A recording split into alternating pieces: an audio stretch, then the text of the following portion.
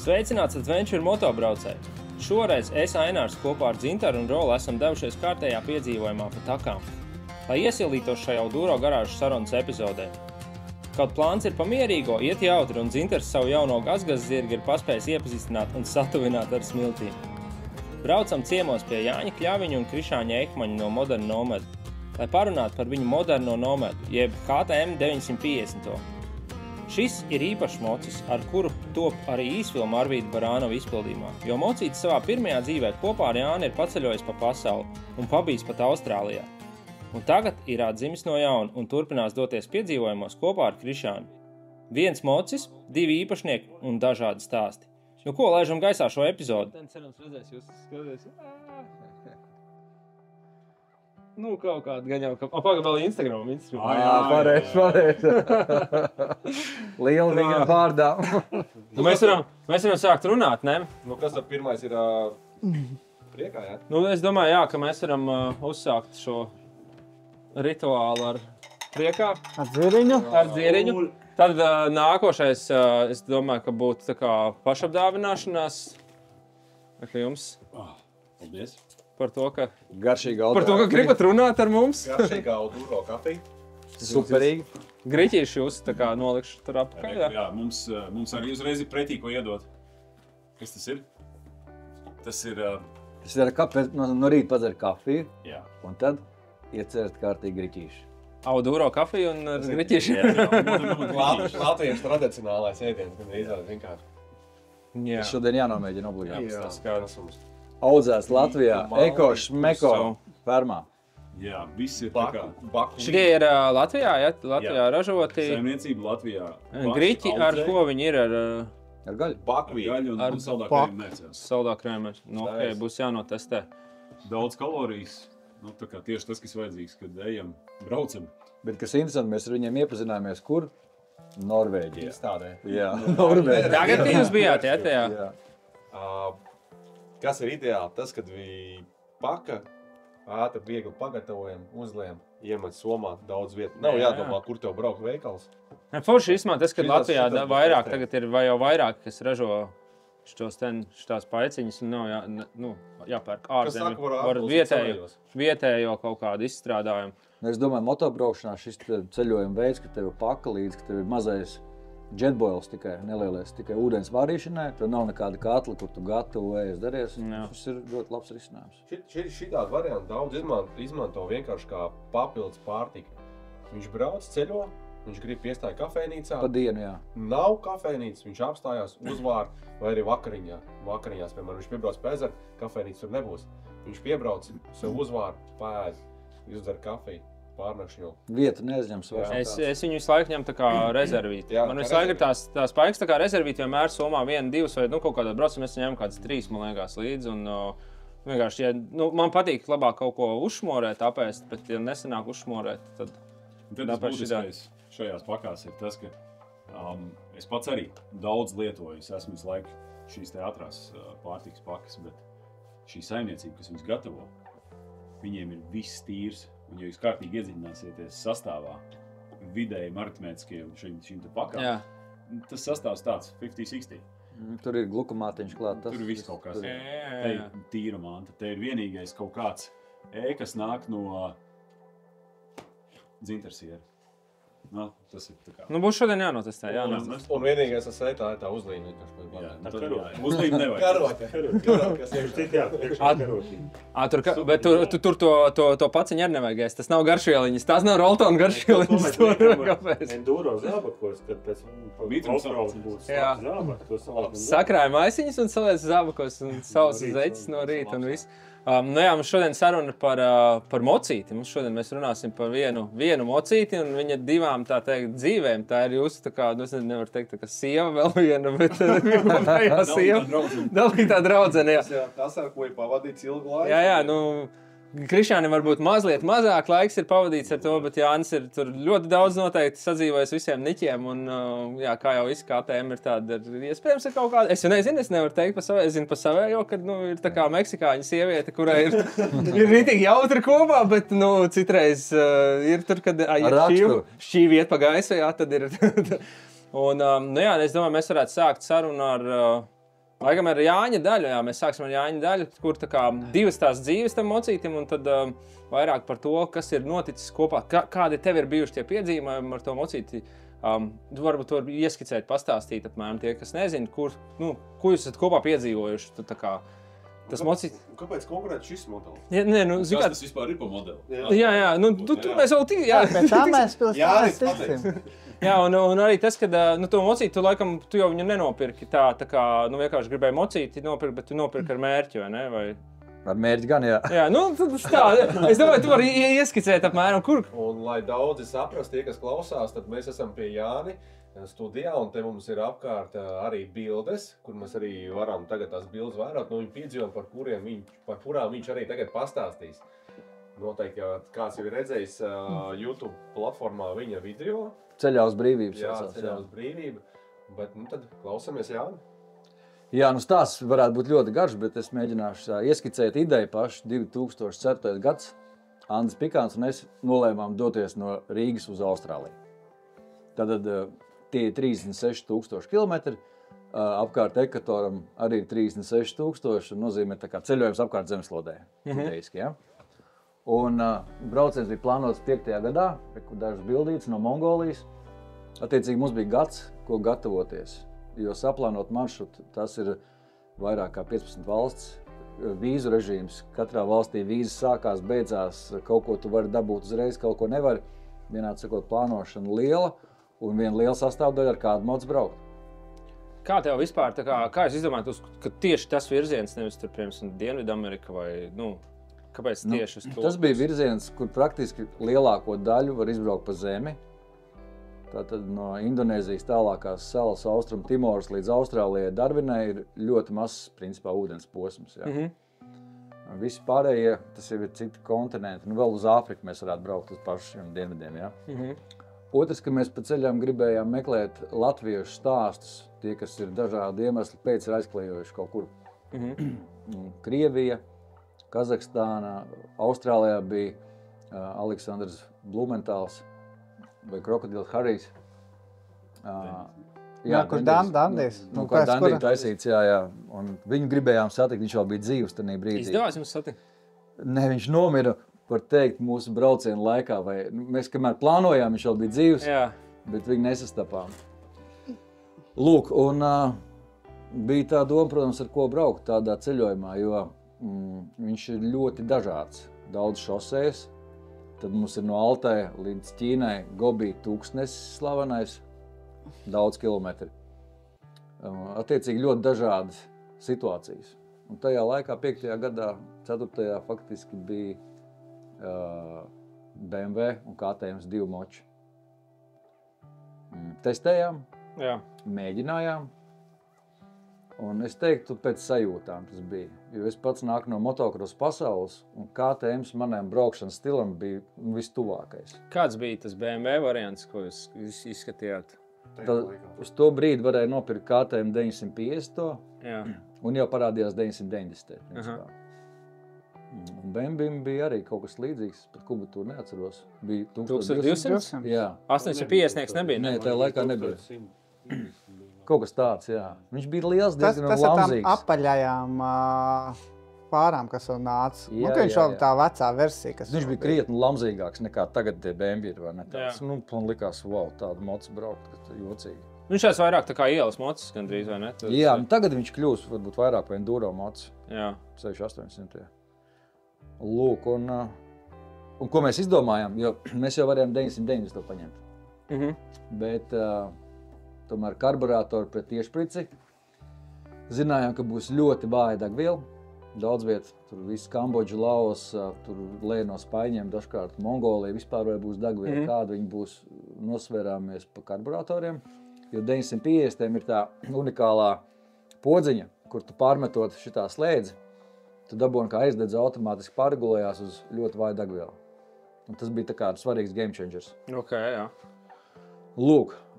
Un tad, jā, startējām 2006. gadā, bet nopirkām 2005. gada jaunas močus, jo tas bija pēdējais gads, kad ražoja karburātoriem. Lūk, tā šīs te attiecības un mīlestība sākās ar šo te moci. Bet tās bija, pirms tas mocis, 950, viņš ir tā kā standarta versija, vai tur tad bija vispār kaut kādas citas versijas? Bija zemais un augstais. Jā. Tas, ko mēs izdarījām, mēs faktiski nomainījām uzreiz izpūtējus uz Akrapovičiem dēļ svara. Jo, iedomājies, uz 5 mēnešiem aizbraukt, tas nozīmē, tev jau būs daudz svara līdzi instrumenti, kameras un viss kaut kas, lai nomainītu riepas, riteņus. Un ko tieši no tāda mocītiem jūs nomaināt? Izpūtājus kaut ko vēl, jūs kaut ko mainījāt, darījāt viņiem? Pilnīgi vairāk neko. Palielam izbraucāt? Jā. Piebraucāt kaut kur viņu bišķiņu, tā kā to motoru piebraucāt, jā, izbraucāt? Mēs izbraucām testa brauciens uz ziemeļiem Krievijā līdz pat Baltijai jūrai, visur caur Karēlijai, arī līdz Murmanskai. Jā. Tas bija testa brauciens, arī svarīgi divatā braucot uz 5 mēnešiem, jā. Tas bija testa brauciens, tad Krievi tur... Jā. Tas bija testa brauciens. Tā kā testa brauciens tur no Talsiem līdz Rīgai. Mums tā patētīgi pabrauksim, višķiņ tā, pa šosei iebrauksim motu, kad ir uz Krievi. Tas, starp citu, ir svarīgs moments, jo, ja gribās braukt tālajos, ir jāpārbauda viens mots, otrs riepas, tad kā viņas kalpo dažādos apstākļos. Tālāk, ko maz cilvēki pievērš uzmanību, ekipējums, nezinu, cimdi, lietus jaka, motobots, viņš vispār viņas spiež jau tev 3. dienā. Iedomājies, tas ir gadā braucienā. Tāpēc tas viss ir jātestē, es teiktu, ilgi un dažādos apstākļos. Un Murmanskā mēs dabūjām gan tur sniegu, gan lietu, gan vēju, gan dubļus, gan akmeņus, gan visu. Principā atbraucām, mocis kalpo tā. Un galvenais, ka mēs savā starpā esam gatavi sadarboties. Jā. Jo tur kāda divītī dodies 5 mēnešiem, zin kā, tas ir svarīgi. Jūs bijāt pirms tam pazīstami vai? Jā, mēs hokeju spēlējām kopā. Andim ir Kurbats hokeja komanda, gan jau, ka zinat. Jā. Un jau tad viņi bija, tikai tad tā bija amatieru līga, kur mēs tā vienkārši spēlējām. Jā, bet tā ar močiem nebijāt braukuši, ja kaut kāds? Nē, īsti nē. Citos tā kā citi iepriekšējie braucieni. Tikai tagad tas testa brauciens, jā, un tad... Jā, hoķī bija tā, ka ir sapnis, ir vēlme. Varam realizēt, kur ir kaut kādas manas zināšanas par motosportu. Anda milzīgā vēlme to izdarīt. Varam samanedžēt naudas, varam vispār uz 5 mēnešiem aizbraukt. Tas jau bieži vien galvenais. Ar pašam Andim bija kaut kāda jau pieredze, kaut kāds backgrounds? Viņš visu mūžu bijis moto cienītājs. No javiņu laikiem, no visādi tie laiki, bet tāda motokrosa pieredze tieši nē. Bet, kad tu piedzimst ar benzīnu smāruši degunā, tad jau tur... Tu teici arī par to, tas izmēģinājuma brauciens bija tāds ar vērienu. Priekš manī liekas, izmēģinājuma brauciens jau tāds liels brauciens jau savā ziņā, bet tu biji pirms tam arī kaut kādu braucis kaut kur, kāds bija lielākais iepriekšējais? Man nebija ceļojuma moči vispār. Jo, kad tu esi 25 gadus nobraucis motokrosā, tā jau mērēn skaties, ka aizbrauc kaut kur pabraukties pa dubļiem, nav obligāti. Tā kā tas man bija pirmais, var teikt, ceļojuma mocis. Un interesanti, mēs tātad izbraucot Mongoliju, mēs satikām angļus. Viņi bija tikko Gobi izbraukuši mums pretī, mums bija Gobi jādodās iekšā. Un viņi visi brauc ar bēmbiem. Un tad Džeks sejā varēja nolasīt. Viņš teica, atceros to frāzi kā tagad, Janis, we were falling like autumn leaves all that week. Viņi bija kritelējuši nedēļu, vienkārši viņi atbrauc tik laimīgi, ka tas viss ir beidzies. Jā. Es nezinu, vai viņa braukšanas skills tas bija, vai tie bēmbi bija, bet tas bija fakts, ka tur sejās varēja lasīt. Jā, protams, jau ļoti... Jā, varēja arī redzēt tajā arī filmā. Filmā bija arī, kur man Gregors brauc ar Baumanu. Jā. Ka viņi kopā taisīja, viņi laikam ir vispār pionieri, 2002. laikam. Nē, viņi pēc mums brauc. Pēc jums tad bija? Viņiem bija viens, kas bija Robert Bones, pirmais brauciens, otrs bija lejā. Pirmais bija 2002. gads kaut kāds. Varbūt, jā. Pirmais bija Long Way Round? Jā, pareizi. Pēc tam. Bet toreiz viņi bija riktīgi nikni, es atceros. Viņi toreiz bija riktīgi nikni uz KTM, jo viņi jau gribēja dabūt KTM, un KTM viņus noairēja. Nenosponsorēja. Neiedeva. Negribēja, jo viņi domāja, ka viņi neapbrauks dēļ tā, jo filmā bija rakstīts. Tas kritisks moments KTM-am, jo KTM varētu būt tagad līdzīgs BMW, popularitāte ziņā. Jā. Visi brauc tagad lielajiem GS-iem, viņu daudz vairāk ir uz ielām kā KTM. Lai gan tagad, man liekas, ar laiku jau mainījies ir... Bišķi, bet tomēr tas iedeva BMW tādu marketingu. Jo tagad, man liekas, tāda adventures, tā scēna sastāv no KTM, Nu, BMW ir, bet tādās Latvijā varbūt netik populāri un teneris. Un teneris tauts. Kas liekas man interesanti tagad, kad es to filmu esmu redzējis, kur Jānis Rande brauc, un es tagad klausos, man pilnīgi es visu atceros, ko viņi braukuši, ko viņi runājuši, tās emocijas, viss, kā viņi nerunājuši, kā viņi ir tur, tas viss viņam bijis, tas interesanti. Tā kā jā, noteikti rekomendēt tie, kas nav redzējuši, noskatīties pēc šī podkāsta. Ceļā uz brīvību, jā. Bet man teiks svarīgs moments, ko piebilst, jo mēs šeit rakstām šo ierakstu, ir labākie pasaules filmētāji Latvijā. Un jūs varat iedomāties tajā laikā divītī braucot, taisīt filmu. Mēs rakstām DV kasetēs. DV kasetes ir jāatsūt, jo filmu sāk rādīt Latvijas televīzijā. Kamēr jau bijāt? Mēs jau bijām ceļā. Tas nozīmē DHL-ā, tās kasetes ir jāizsūta uz Latviju. Un šeit Sandrs Jūra, kas montēja, viņš neko nenojauš, viņš dabūja kaseti. Es esmu centies aprakstīt maks labi ar izsauguma zīmēm, ka foršs moments nav foršs moments, jo viņam visi jānoskatās. Ja? Tas bija izaicinoši. Un iedomājies, tajā laikā dronu nav. GPS navigācija, kā rola, tev tagad smuks ekrāns priekšā. Nav GPS vispār, ir papīra kartes, 2006. gads.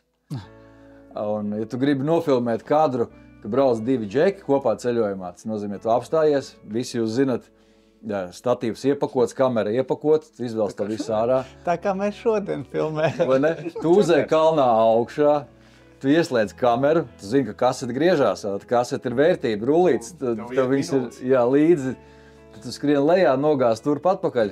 Un dabūn tās 4 sekundes, ka jūs divi tā braucat ceļojumā. Un vienā kasete ir pilna. Jā, gandrīz vai. Jā. Vēl mazliet varbūt atgriežoties pie tā gatavošanās procesa vispār pirms kaut kur braucot. Nu, zin kā, visi mēs kaut kur braucam, kaut kādos tur braucienos.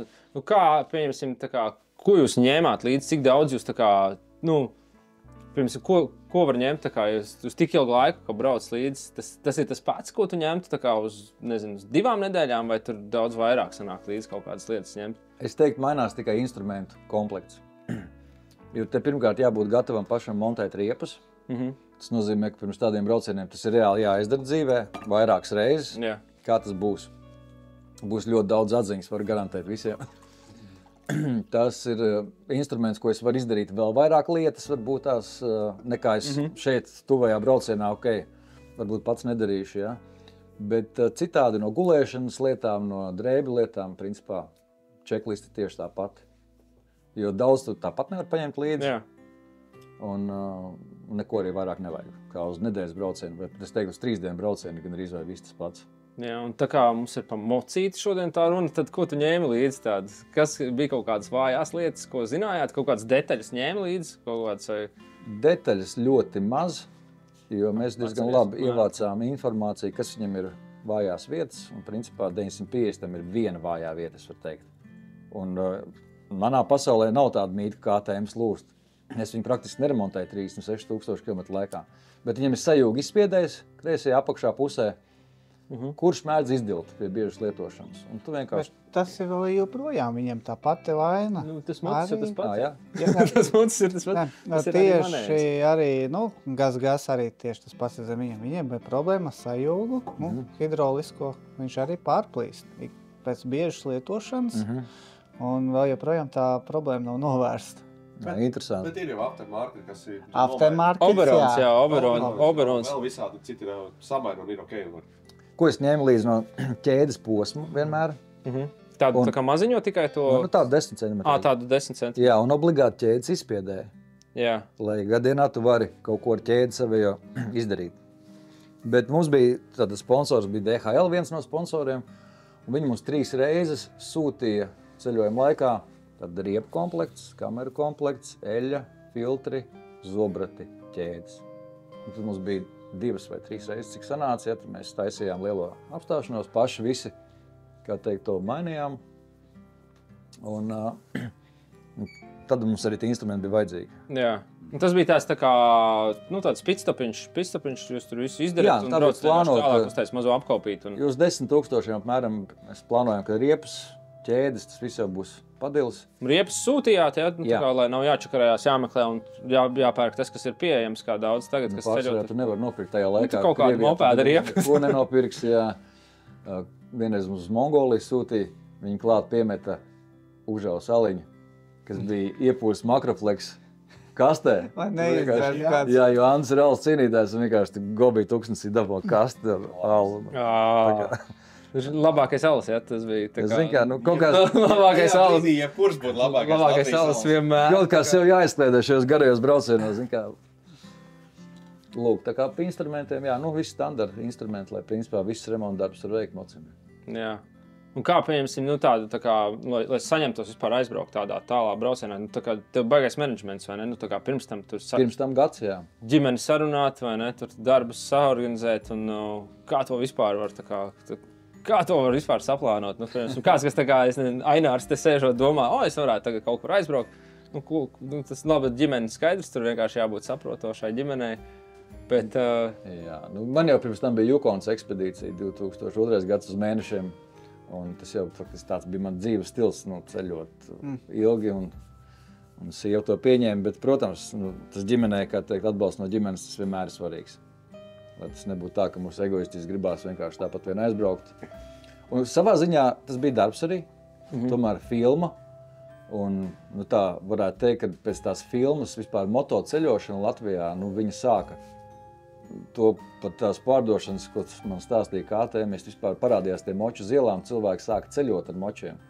Tas šodien liekas pašsaprotam, līdz tam tā nebraukā. Kādreiz bija tikai bija ielas motocikli palielam. Jā, es atceros pats kādreiz. Baiki, Jā. pagasēt par Rīgas ielām. Un, kas vēl viens svarīgs moments, zini, tā, kad tu filmē, tad parādās jēga tam braucienam. Tu sāc iedziļināties, sāc meklēt cilvēkus, taisīt intervijas, uzzināt stāstu. Un, jo savādāk, 5 mēnešus vienkārši braukt ar domu, tikt līdz galam, ja, varētu nojukt prātā, godīgi sakot. Vajadzīga tā jēga tai tavai darbībai.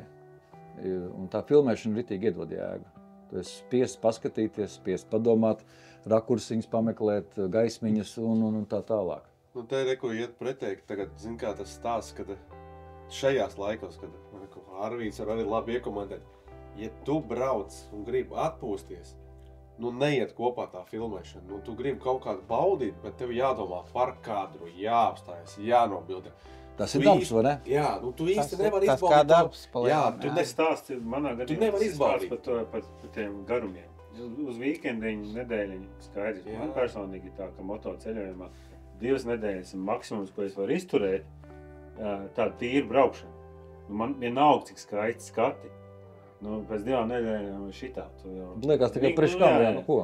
Un tur ieslēdzās tas, ka vajadzētu kaut kādu jēgu. Nu, vai nu tā ir filmēšana, vai kaut kāda labdarība, vai nu kaut kas cits pamainīt to braukšanu. Tieši tā, tur ir jābūt. Bet tāpēc jau mēs arī reizi gadā taisam arī savu biedru izbraukumu, izbraucienu sarunājumu. Nekādas filmēšanas, nekādas sociātīkli vispār metam nost. Vienkārši gāžam. Gāžam, baudam. Iekšējās bildes savam albumam uztaisījām un vienkārši malsām. Mums pagājuši gadu bija lieliski. Jā, bet tas stāsts ir, kā tagad te cik mēneši, un te mēs divām brīvdienām izbraukt un filmēt, un tad tas darbs, un tu nevar neatpūsties neko. Tev reku, ko tu stāsti, ir baigais mērķis, un Arvīds, ko saka, kad tu nosprauj to mērķi, pavisam cita tev ir. Pavisam cita tev. Un ja tev tas patīk, ideāli vienkārši tas iet kopā. Tas katram cilvēkam vienkārši jānosprauž kaut kāds mērķis, kāpēc. Jā, kad tu ilgāk brauc ilgāk pa kaut kādām tur, pāris nedēļām, tev uznāks besīt. Mums arī tur 16 dienas, jo tur kaut kur beigām kalnu nav prikals vairāk. Shameful plug, ja? Alduro Scout. Par šo tēmu parunāsim arī. Tā ir intīmāk. Septembrī, jā. Būs tieši par filmēšanas lietām un moto kontekstu. Jā, tā kā tur varēs... Es vienkārši pierakstu, es laiku runājumās. Tas labākais jau noteikti Krišānim sēdēt un tā klausīties un tagad improvizēt. Kas ar viņa moci?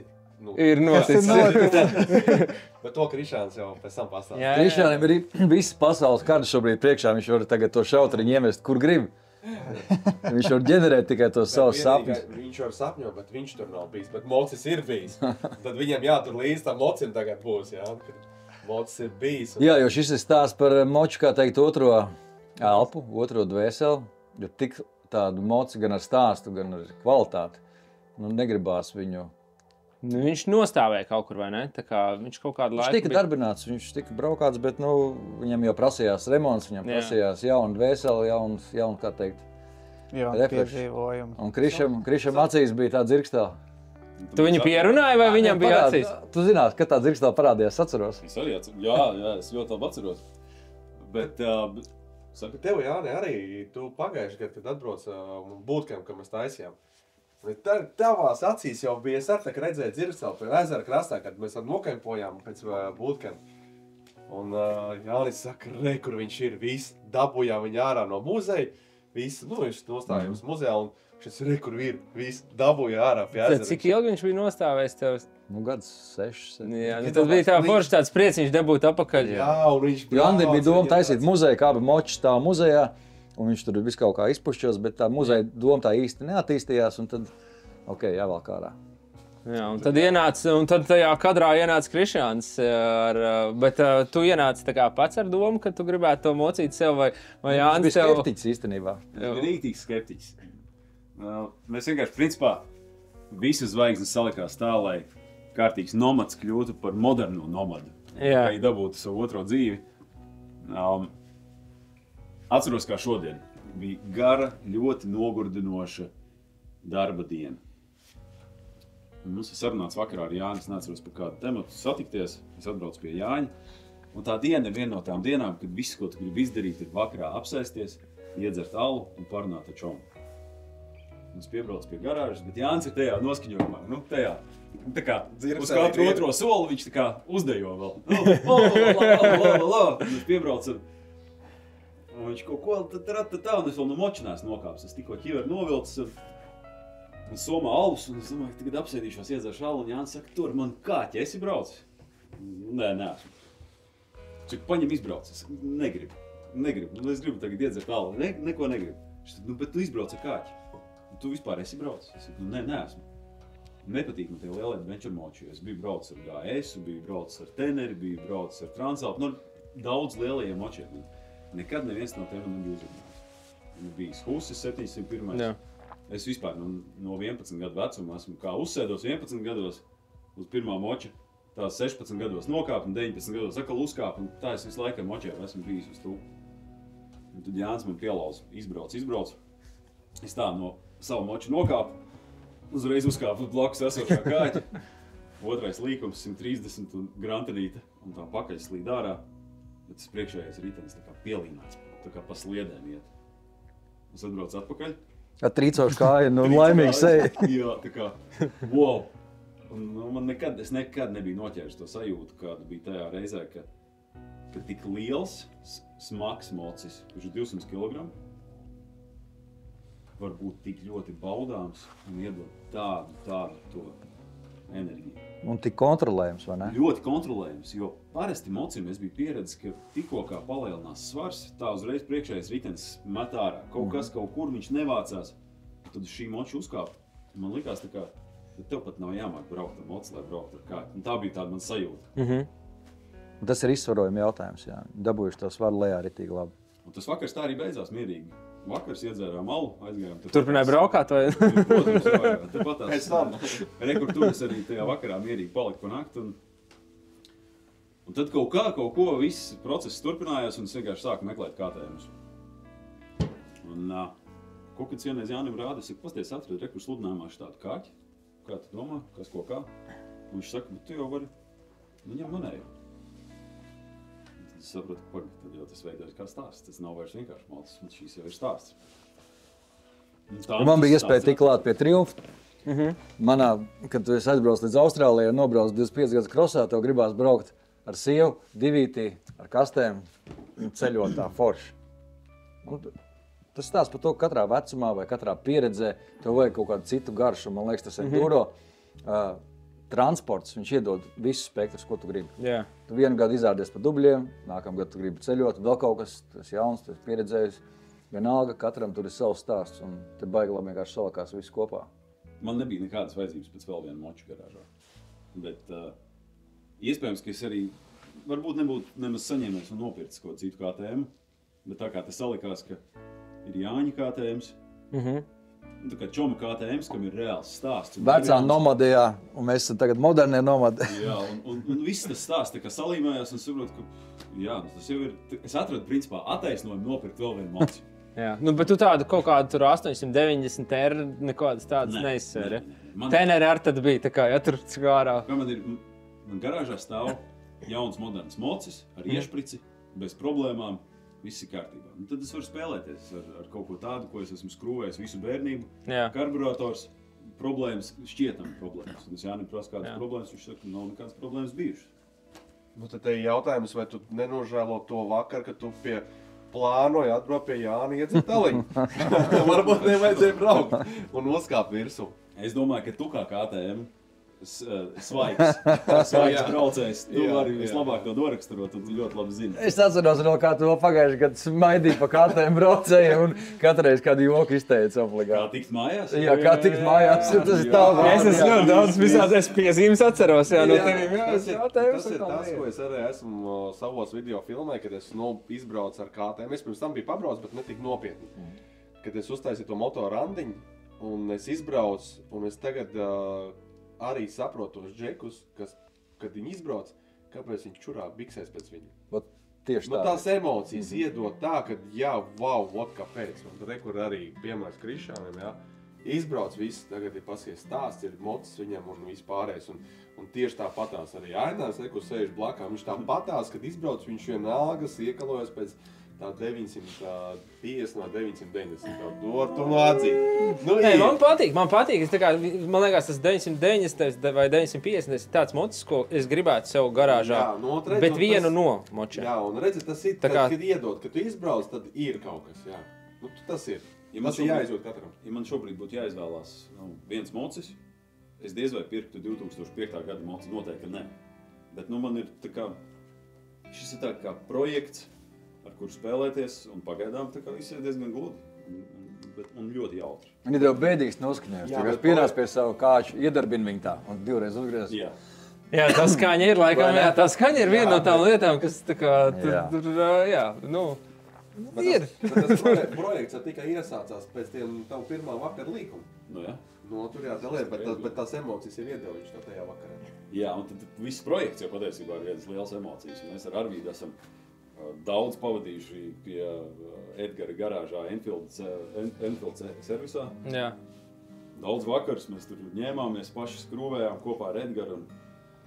Un jāsaka, kā ir, ka Jānis teica, ka viņam nav bijušas problēmas.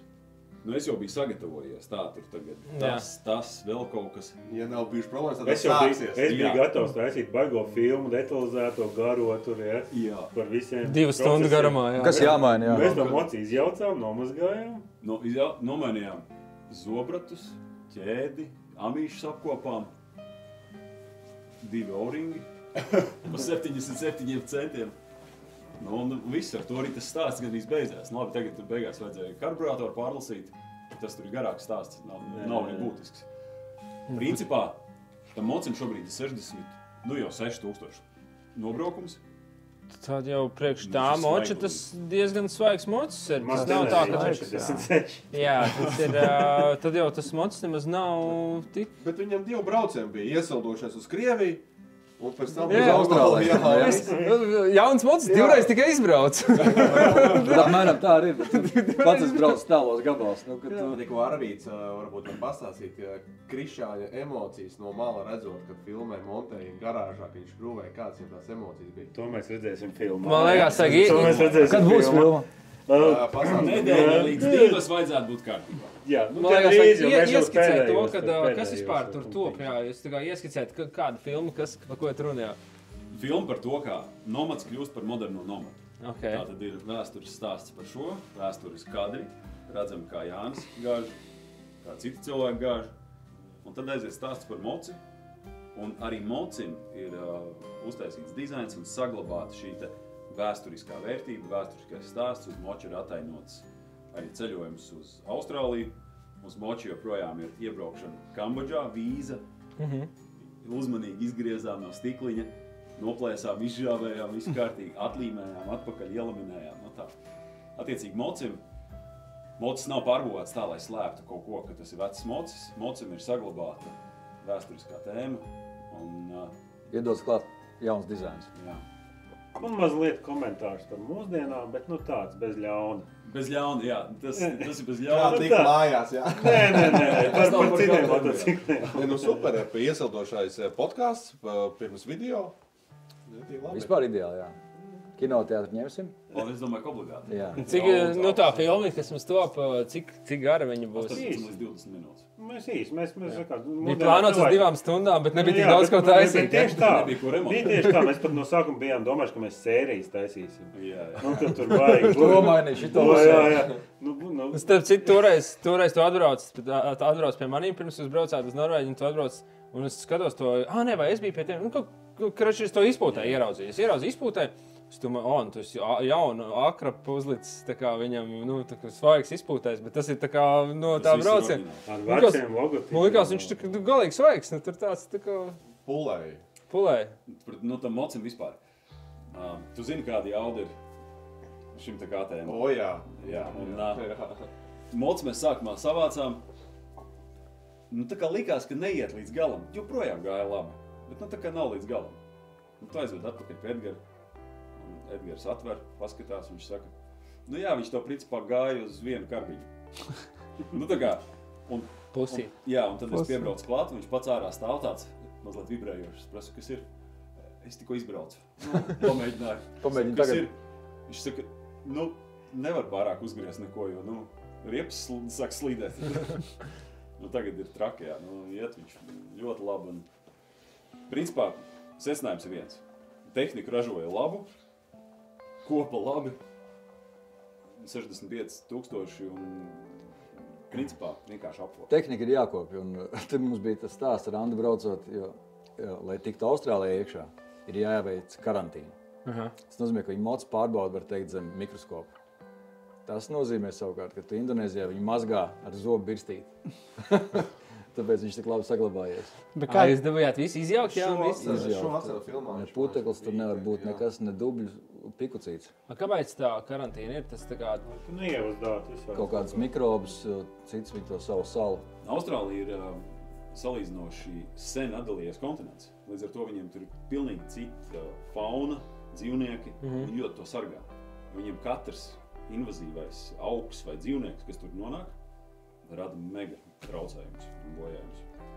Nu jā, un tad tu no Latvijas te atved kaut kādas... No visur. No visur. Kaut ko jādara. Visi ieved. Margaritiņa kaut kā. Jā. Nu jā. Un šito ten, nu jā, pieņemsim, pazaudēju tikko domu, ko es gribēju jautāt, bet jā, visu izjaucāt, vai ne, tā kā Austrālijā, pēc tam, kas notiek tālāk ar to mocu, viņš tā kā jūs apakaļ jau nebraucāt, vai ne? Ne, tālāk mēs Austrālijas ziemeļos, kā teikt, iebraucām, iznāk, atnāca moči, un tad mēs maucām cauri Austrālijai, ar Kuberu pedīt tieši pa vidu Austrālijas, tur noķērām plus 55 grādus, un tikām līdz pašai lejai Austrālijas. Un tur mēs moči atstājām, tajā laikā atsūtīt ar konteinerus bija ļoti lēti. Cik ir lēti? Nemaldos, $500. Man liekas, pašam būtu lētāk iesēsties ar to mocu visu kopā, atkuģot atpakaļ. Tas gan bija ilgi, protams, un nāca, man liekas, 3 mēnešus, nemaldos. Bet steigas vairāk nebija un lidojām atpakaļ. Es kā reiz paspēju uz savu bērnu piedzimšanu. Bija jābūt laikā atpakaļ. Svēta lieta, svēta lieta. Kāpēc jūs nebraucāt vienkārši atpakaļ? Ne. Negribējāt? Nu, tāpēc tam mocim tās noskrējiens arī ir, kad tu atbrauc pēc tāda brauciena mājās un tu nav tāda pirmā doma galvā, mošu, ka mocīt izbrauc. Jā, pavizināties. Uz kurien izbrauc. Tā kā, jā. Nu, vēl to, man liekas, par to mocu ieskicējot to, ka, tas tā bāzīte, 950, 990, viņš nāk tā kā viņu, kāpēc viņš tas mocis tik labs, laikam ir tāpēc, ka viņu sākumā uzražoja Dakārai, vai ne? Jā, precīzi tā. Un viņš nav mainījies daudz kopš tām dienām. Ļoti minimāls dizains. Bet kaut kas jau bija, kadēļ viņi arī pārstāja atļaut lielos kubatūras. Kaut kas bija pārāk jaudīgs priekš Dakāras. Dēļ viņa Dakārā, jā, aizliedz lielākas kubatūras par 450. Jā, jo kad tu dēļ tam avārijām. Pārāk bīstam, vienkārši ļoti daudz. Tur bija tas viens populārs video arī, kur vidējais braukšanas ātrums Dakarā tajā laikā bija sasniegts 180 180 vai citur. 7, man liekas, 160, 170 Jā, kaut kas, jā, tāds vidējais ātrums bija. Pa smiltīm. Tas bija ļoti, es negribu tagad samalot, varbūt kļūdu. Varbūt 130, bet nu vienalga, 130 vidējais ātrums. Mēs varbūt pārbaudīsim un vienkārši uzliksim pa virsu videoklipām un visu to cipu. Jā, un cilvēki gāja bojā. Jā, ja esat gājuši bojā bija un tāpēc. Jo tas paradoks jau braucot tik ātri, ko mēs Gobī piedzīvojām, tur ir situācija, ka tu lēni nevar braukt, tev vazā, un tev ir jādod virsū, bet tu jau priekšā sev tu redzi, cik ar acīm redzi. Akmens, grāvītis, viss kaut kas, un tā ir tā robeža, ka tev ir jābrauc ātri, bet tas kļūst bīstam, jā. Dakarā ir vēl ātrāk. Nu, jums jau tās distances arī tur, ko braukt, jums jau daudz maz, ja tu brauc tik tālu distanci, tu gribi viņu kaut kādā laika posmā, vai ne, tā kā to pievarēt. Tas ir svarīgi pie plānošanas, tas ir svarīgi dēļ vīzām, iebraukšana valstī, izbraukšana ārā, un lai tu vispār tiktu līdz galam konkrētā laikā, jo tev ir biļeti beigās. Mums bija 250 km dienā. Tas bija tā kā minimums, kas jānobrauc, jā? Vai? Jā, bet ir dienas, kad tu filmē, tu nenobrauc. Tev varbūt ir 500 nākamajā dienā. Bet mēs vidējo rēķinājām, lai mēs viņu saglabātu potenciāli to 250 dienā. Tā vispār diezgan paliela distance. Nu jā, diezgan vidēji liela distance tā ir. Kā, piemēram, vēl pa vīzām, tu teici, kā vīzes tādam braucienam, jūs vienkārši sēdējāt, tā kā skatījāties, kurām valstīm jūs brauksiet cauri, jā? Jā, protams. Un tad plānojāt, kam tur vīzes, kas vēl ir vajadzīgi kārņēdi, ir karneti, jā. Kas tas ir? Tas tā kā importēt moci, jā? Jā, jo daudzās valstīs tu brauks iekšā, tev vai paprasīs drošības naudu, un galā it kā tu teorētiski saņem, bet mēs zinām, tas būs vai ilgi vai lēnu, jā, un plus daudz naudas vajag līdzi. Jā. Tas ir tā kā, tu esi samaksājis šeit, ja nemaldos, 50 000 drošības naudu, tu esi sistēmā iekšā, un Andis kā lielais transporta pārvadātājs, viņam bija iespēja pie tām karnetēm tikt. Jā. Un tā ir tā kā drošība, ka to mocu nepārdos no citiem valstī. Tas, lai tu neiebraukt iekšā, nepārdot to mocu? Jā. Jā. Pagaida imports, kaut kas līdzīgs. Jā. Marokā arī bija līdzīgs. Marokā arī bija tā mazā tā kartiņa, kur nedrīkst pakāst nekur. Jā, un vīzes, protams, ir otra lieta, jo tu nevari laicīgi visas vīzes uztaisīt. Tad, teiksim, dažas vīzes dod, mēnesi pirms. Jā. Ja tu brauks 5 mēnešus, tu viņu varēsi uztaisīt tikai kaut kādā ceļojuma laikā. Attiecīgi, tev jābūt kaut kur netālu līdz vēstniecībai. Jā, un tā visa loģistika bija vissarežģītākā. Tagad jau daudz vieta ir bezvīzu režīma un viss kaut kas tajā laikā, katrā valstī vīza bija. Jā, un kā piemēram, tā kā maršruti, tā kā braukt, jūs, Google Maps nebija, vai ne? Papīra karte. Un zīmols. Un zīmols bija. Kā atrast to interesantāko ceļu? Tagad, piemēram, kaut kur braucot, tu tur pasties Instagramā apmēram vai Googlē, pasties kaut kādas vietas, pasties internets, ko saka, kaut kādas internetā iegooglē, kaut ko pasties. Kā jūs meklējāt? Mēs zinājām, ka tas būs caur Krieviju, Kazahstānu jāpieķer klāt, atpakaļ Krievijā, tad ir Mongolija, Ķīna un uz leju. Laos, Kambodža, Taizeme, Malaizija. To jūs izvilkāt tā kā vienkārši karti pastoties? Jā, tas ir tāds loģiskākais ceļš, kā aizbraukt cauri. Bet kaut kādus tā kā tos mazos celiņus tieši un kaut kādas apskatas vietas? Mēs skatījāmies pēc latviešiem. Tur, kur latvieši bijuši, ir kaut kāda informācija. Tādā veidā mēs apmeklējām ciematu Maksimu Gorkiju Krievijā, kur vēl 1860. gadā bija brīvlaišana, un daudz latviešu, vairāk tūkstoši brīvprātīgi pārceļoja uz turieni un izveidoja faktiski pilsētu. Fantastiski dzīvoja, ja? No turienes tādām vietām es cēlēs, man nomīt ir... Labiedni, jā? No Ufa citur. Jā, tas ir mazliet citur. Viņi ir tie latvieši, kas brauc uz turieni. Kas apgūst zemes, jā, un veidoja sev jaunu dzimteni. Un tādā ciematā tur bija, protams, daudz ļoti, ļoti interesanti stāsti, var teikt, mistiski stāsti, jā. Un tā kā tie bija tie pieturas punkti, kuros mums tā kā noteikti jāiebrauc. Un kad jau tu iebrauc tādā vietā, tev kaut ko pastāsti interesanti, paskaties tur. Tur radās man mīlestība Altai kalniem. Iebraucām Altajā, pagājāmies augšā, ieraudzījām Beluhas virsotni. Tad manī dzima alpinists. Un kopš tās reizes Altajā 16 reizes bijis. Jā. Un tā. Tā ir skaista vieta. Jūs kaut kur, piemēram, tā arī braucat, sanāca kaut kur apmaldīties arī tādā braucienā? Tā kā pazaudēt, iedomājies to braukšanu pirms karti, tad ik pa laikam paskaties, ieliec viņu somā, pabrauc, vai viņi stāv kaut kur tev uz moča stāvēja priekšā? Uz moča somas priekšā? Jā. Tur ir tas stikliņš, un tad atlok attiecīgās dienas kaut kādu kartes posmu. un apmēram seko līdzi tā kā raci tur tā kā kaut Zini kā, tajā laikā tas bija tik pašsaprotami, jo cita nekā nebija. Šodien es domāju to, ka mēs esam pieraduši tikai spaidīt nākamo pilsētu. Ar pirkstu pa ekrānu pavelc. Jā. Man liekas, jā, vairāk mēs te mazāk domājam par to savu atrašanās vietu. Mums vienkārši tā kā tu skaties, seko līdz tam GPX failam, tur Arvīts saliek mums GPX failu. Bet tāpēc man bieži vien cilvēki prasa GPX failus. Es saku, nē, brauciet paši. Vajag pašiem. Tikai pēc GPX. Bišķiņi var, protams, bet tad pazudīs. Tu vienkārši seko treks. Tas tā kā veizā, zini kā, tu vajag aizbraukt kaut kur, tu ieliec veizā un tu jau vispār neatceries, kur tu neredz to blakām, to vidi, tu īsti tā kā... Ne, man papīra karti joprojām patīk. Tu kaut ko viņi atver, tu redzi to mērogu lielāku, daudz tā saprot, kalni tur, tas ir tur. Jā. Un tu vairāk esi tajā, jā, tu vairāk tā kā, tu orientējies tajā vidē arī, man liekas. Tā ir daļa no ceļojuma vispār. Vakarā tu atceries rītdienas plānu, kaut kur pazīmējam, pastamies celiņus, to šito. Tikai vienīgais mīnus, ka tagad ļoti bieži mainās reāli reliefs, jauni ceļi.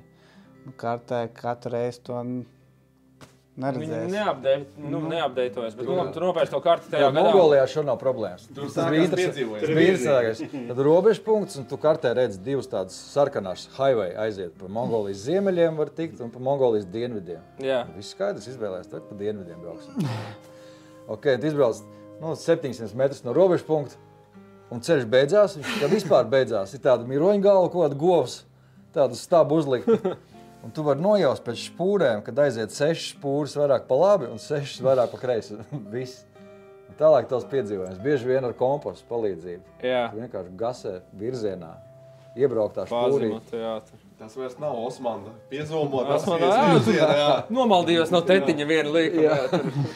5 metri nost, esmu ne tur. Un tu zini, ka tev ir 300 km range un varbūt vēl kaut maza kaniņa degviela rezervē. Jā, un tur nav kartē benzīntāks atzīmēts. Ņēmāt kaut kur līdzi degviela likāt iekšā? Mongolija likās, ka būs visizaicinošākais šai ziņā.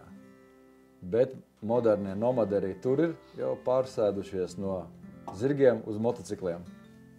Un reāli katrā miestā ir kaut kāds mopēds un kaut kāda kannela, kaut kāds benžuks. Nebija problēmas. Tikai pārspraudu stepceli. To uzreiz, jā. To uzreiz. Piemēram, labi, tā kā ejot uz beigām šitam visam, piemēram, ja tagad būtu jābrauc, ja tagad kaut kur braukt ar tādu pašu motociklu, jaunu viņi nevar dabūt, vai tu ņemtu kaut ko? Atkarībā kur būtu jābrauc, atkarībā kāds maršruts. Ja tie būtu pa ceļiem, es droši ņemtu kaut ko modernāku, krietni komfortablāku, visticamāk ar kardām. Vai nav šitās te, atsūta ķēdi, atsūta redzenus, veļo ķēdi, darēs. Bet ja būtu offroads tāds kā... Ja tādu pašu maršrutu? Mongolija ir lielākais izaicinājums, teiksim, no sporta viedokļa. Pārējais jau tomēr ir ceļi. Pastāst par emocijām. Un tagad tu nobrauc to tālos kilometrus ar to motociklu, un tu esi tik daudz piedzīvojis. Krišāns tagad klausies, viņš tikai redzējis, noklausījies, piedzīvojis. Un tagad tas mocs ir atzīmes, un tu redzi, ka Krišāns braukā, turpin braukt, un tās emocijas kā, tu redzi, viņš ir atzīmes. Izstāst savu. Man ir prieks sajūta, ka tehnika dzīvo, ka viņa nestāv kaut kur, ka viņi dzīvo jaunu džeka sirdī, un es ļoti ceru, ka mums kāds foršs ceļojums būs kopā, kaut kāds lielāks ceļojums. Tāpēc nesen skatījos kartu, kur var aizbraukt mūsdienās. Tas tā, vienu vakar atbraukt saliņu padzert, un ar to viss sāksies. Tas man tikai viņš sāka, mēs te pats skatījos, un līdz Krievijai kaut kur reāli aizbraukt, tur vēl kaut kur, jā. Vienā izmēģinājuma braucienā, kā mums kopā sajiet tur? Ko tu, Krišjān, dari nākamgad tos 5 mēnešus? Es visticamāk kaut kur braukt. Jā. Es ļoti priecājos, tāpēc, ka tehnikai jābrauc. Viņai ir jārūc, tam viņi domāt. Jā, un kā ir, Krišān, tev ir kaut kāds plāns, kaut kas ir padomā? Kas ir tā kā plānā mocītim, ko viņš darīs turpmākos, piemēram, nezinu, tur? Jā, tev, bet mocītim. Mocīt nostāst ir pa mocīt, šodien pa mocīt. Un tur arī tas jau būs kopā ar. Jā. Ja tu nepārdos, protams. Nē. Mocīs paliks ģimenē, to jau mēs. Tā bija pirmā vienošanās. Mocis paliek ģimenē. Attiecīgi, mums nekur tālu nevar aizbraukt. Aizceļot juridiski. Jā. Bet plāni ir sākotnēji. Es gribu šogad pamēģināt, tā kā mēs dodamies medībās. Es gribu pamēģināt medības, izbraukāt ar moci kaut kādu vasaras sezonu, kad ir mazie medījumie dzīvnieki. Tas ir viens, kaut kādu makšķerēšanu, tad mazo Latvijas pabraukāšanu mazliet. Lielais brauciens, mēs jau plānojam ar Jāni jau kādu laiku. Ir visādi plāniņi, ir domas, ir idejas. Tagad tikai jāliek viss virsū un principā tikai jāgāž. Tā kā... Nu jā, austrumu virzieni ir aizvērušies, tad ir jāskatās kaut kur uz dienvidu virzieniem. Tas, ko Jānis teica, ka varbūt, ja būtu pa ceļiem ņemt kaut ko komfortablāku, es esmu pabraucis ar jauniem močiem šobrīd. Protams, atšķirība ir, kaut ko tur var just, bet par tādām lielām šaibām runājot, ir stingri jāpameklē iemesls nopirkt jaunu mocu šodien vai to mocu. Viens no tiem varētu būt degvielas patēriņš, tur viņi nekad nebūs 4 litrus uz 100. Jā. Var jau būt, ja tu tur baigi, nedabūs, tas nav iespējams, jā. Bet šo tūkšgaitā vairāk. Tūkšgaitā vairāk, jā. Bet braukt ar viņu ir tā kā, pa šosei tu brauc tā kā sēdi tā kā dīvānā. Tu gāzi pa granteni, man ir augstā piekara. Tik līdz piecelies kājās, Es tu piecelies esi kājās. cross mocīt. Man ir bijušas līdz šim kaut kādas reizes 4, ka liekas, ai, sūdi.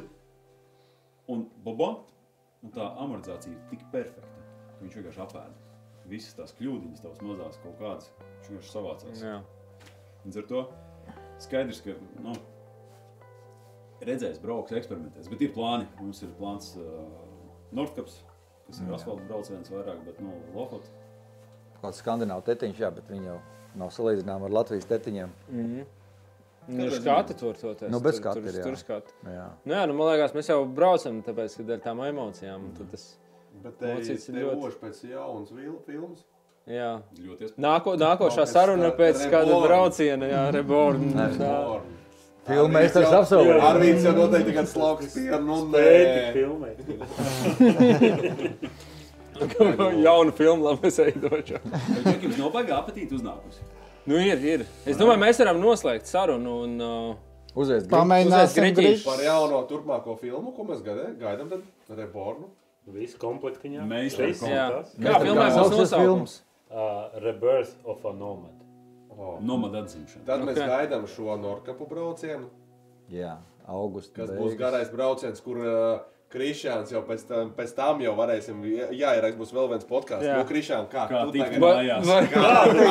Mājās. Pēc 36,000 kilometru, kā tagad tu jūties pēc pāris tūkstošiem, 4,000 vai cik, jā, nu kāds jums tur brauciens sanāks, un nu, gaidīsim arī tādu video. Cerams, ka būs. Varbūt mēs nemaz nefilmēsim.